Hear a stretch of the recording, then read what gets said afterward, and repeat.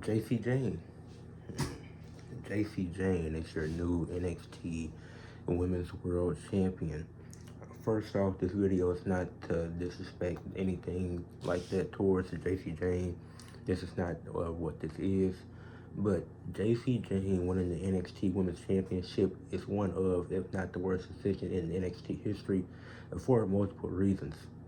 Number one, I think it comes with the roster that you have at this time when you have plenty of other women who are more talented than her. Not that Jacy Jayne is bad, because she isn't.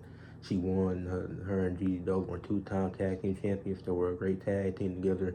She even still did solid tag team stuff with Fatal Influence. But you had, and maybe some of these people do get a chance to get the titles, but you had a Jada Parker, who I think is the best promo in NXT as far as women go. You have a Lola Vice that you could have put the title on if you wanted to do that. You have a Lash Legend that you aren't using. You have a Jordan Grace that could have easily been the champion. You have a Kalani Jordan who's been on a massive losing streak since losing the North American Championship. She has like 2 or 3 wins since that, maybe 4 since losing the title, and tried to get it back a second time despite pinning Roxanne Perez. You have Julia, who even though she did hold it once, you could have made her a 2-time champion if you really wanted to. So it's all these other women there, even the Fallon Henley, who I felt like had more momentum than Jacy Jayne at this time. And then it's just the time of this feels so weird because Jordan Grace and Stephanie Valkyrie had a banger of a match at a Battleground where I expected Jordan Grace to win, and even her losing was fine. But then you have Stephanie lose to Jacy Jayne on a regular episode of NXT, and then even though you said Lola Vice was going to go after the title next, so why wasn't Jacy Jayne and Lola Vice the #1 contenders match? And then Lola Vice beat Fallon Henley, a former North American Women's Champion, so shouldn't that justify her being next in line?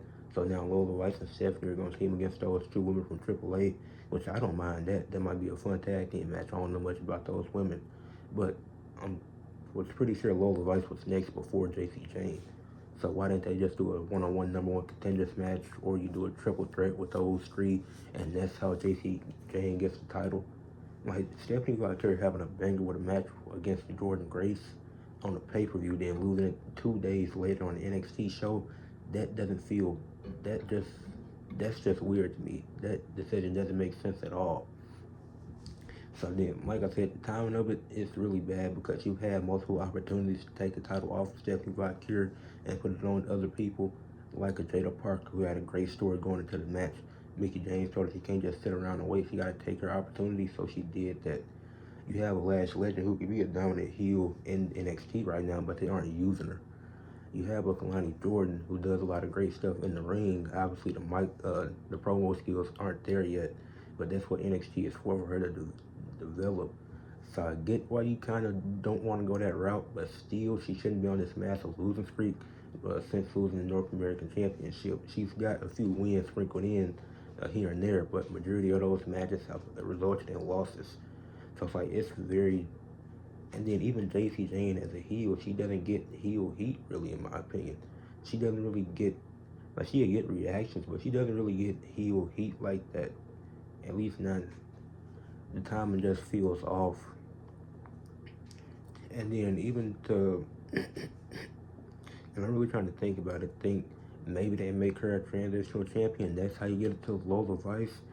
But still, even if you want to call up Stephanie Valkyrie, you could have had her drop it at a different time to somebody else, and at least on the pay-per-view. I don't think she should have held it any longer, but she could have lost it at Stand and Deliver, because not every title reign got to be 100-something days or whatever.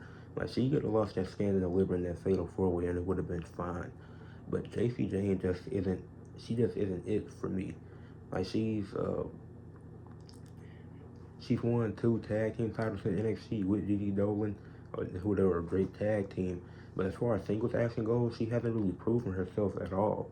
Like, she doesn't have any banger one-on-one matches. That match she had with Stephanie Valkyrie wasn't that, it was a mediocre match at best. It wasn't bad, but it wasn't some good, spectacular match anyways, because obviously Stephanie has a lot better matches, and Jacy Jayne has better matches than that in doing tag team stuff.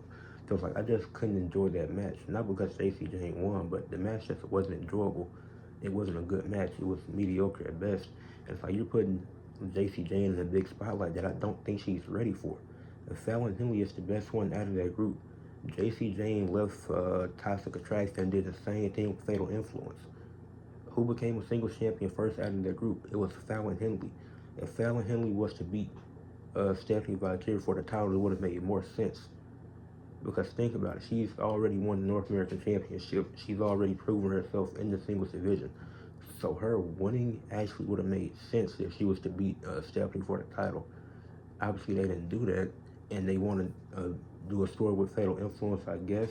And the stuff with Jasmine Nix is kind of weird. I don't like the was Fallon Henley would probably be next in line for the title, but like transitional champions are fine at times. But is this how you take the title off of Stephanie Valkyrie?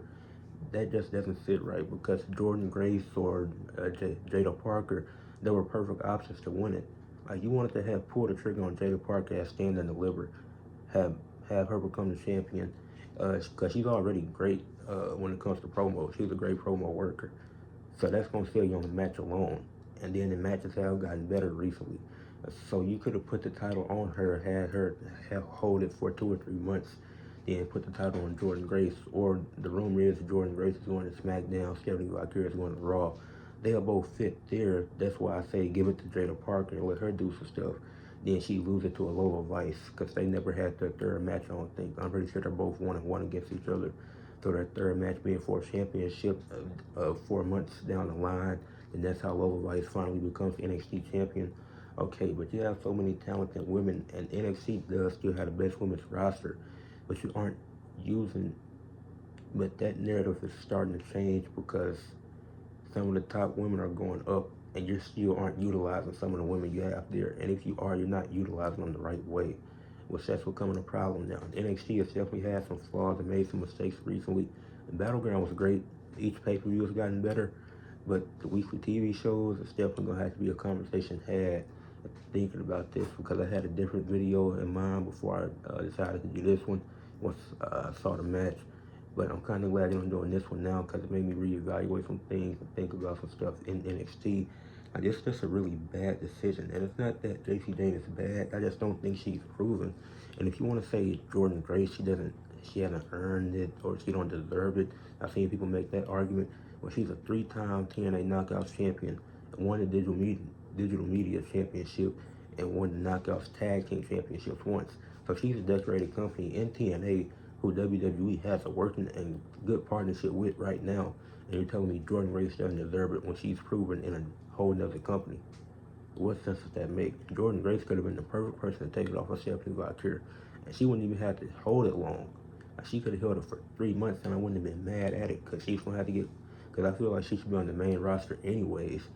But she's a decorated TNA champ, so that's why people wanted her to go to the main roster once she signed to go to the SmackDown division and be in the mid card scene. So you're telling me Stephanie Valkyrie, she can win multiple fatal 4-ways, and she can beat Jordan Grace 1-on-1, beat Julia 1-on-1, but she can't beat Jacy Jayne because of a few distractions. This is the same match she had with Fallon Henley with the same distractions. The only difference was the two AAA women came out there and Lola Vice came out there to stop both of them. And what happened? Lola Vice didn't go down. They had security break them up. So they tell me that Lola Vice was so strong that even when she's jumping 2 people, they can't have the advantage. Even though she's the one that came out there and started, they still have a 2-on-1 advantage, and they can't take Lola Vice down. So that shows me that Lola Vice is kind of strong. So her and Stephanie being a tag team on a one-off match or something like for Worlds Collide, that's cool. I don't have a problem with that. I don't have no gripes with that. It's a collaborative pay-per-view with the company they just bought not too long ago. So cool idea. But but aside from that, Fallon Henley and Stephanie Valkyrie just had this same match a few months ago. Well, not a few months, yeah, about a couple of months ago for the North American Championship when she was a double champion. So why couldn't Fallon Henley just win it there? And see, that don't make sense. I guess it.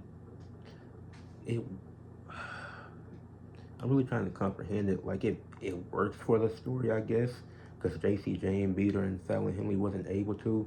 Both were title matches. It don't really matter what title was on the line. They were both title matches. But at the end of the day, this Fatal Influence story is one of the least interesting when it comes to the women's division. I'm not interested in this Fatal Influence story. When Bayley and Roxanne were doing stuff together, even though it didn't get the proper conclusion that it needed, it was one of the most interesting stories in all of WWE. When Stephanie Valkyrie and Julie was going at it, it was very interesting. Even Stephanie's entire championship reign was interesting in NXT. Sol Ruka and Zarya, that's been a very interesting story with Zarya getting seeming to be jealous of Sol Ruka.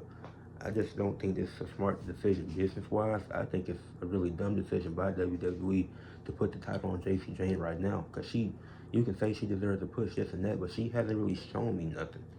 Like her from Toxic Attraction to Fatal Influence, I see no difference. She's the same person, same character. Nothing has changed about her.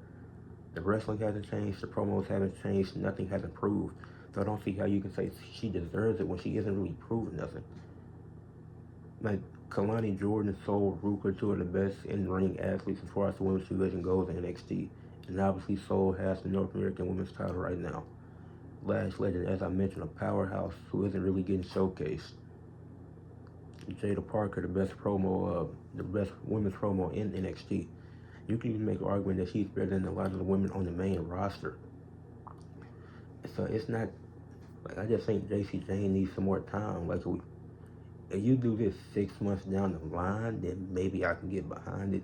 But just at this time, you really haven't featured her on any pay-per-views like that this year. She's been on one pay-per-view out of 3, maybe 2, and the second one was on a pre-show, if that. Maybe, or was the pre? No, the pre-show was the only show that she was on this year, and that was for Stand and Deliver. And I don't even remember if she wrestled in that match or not. So it's like, really, anybody in Fatal Influence shouldn't be here. Not that they shouldn't be in the company, but in this position, because they aren't really proving anything. It's like Fallon Henley, she won the North American Women's Championship before. It would make more sense if she got it, but it would still be kind of a dud. But I don't like this decision. I feel like the timing is really bad for it when you had multiple chances to take the title off of Stephanie and you could have built some other stories. You could have moved other women up to the main roster immediately or just had them start off on the main roster to begin with, and maybe I'd be more acceptable to it. But this is bad time. This is bad timing for this title. Hopefully she's just a transitional champion. If it's anything longer than 3 weeks, then I'm not rocking with it. She gets 3 weeks as champion for me. That's all I need. Maybe less. 3 weeks is me being nice. But we'll see where it goes. I hope it's not super long because she's not. Jacy Jayne is not it. But let me know what y'all think. Leave a like on the video, subscribe to the channel, and comment what y'all think about the decision of letting Jacy Jayne become the new NXT Women's Champion. Once again, this is not directed at Jacy Jayne. I just think this is a bad time for her, and she hasn't proven herself yet. Because she can definitely prove herself. She has plenty of time. She's gonna be in NXT for a while. I just don't think she is proven herself yet. Let me say that again. But peace out.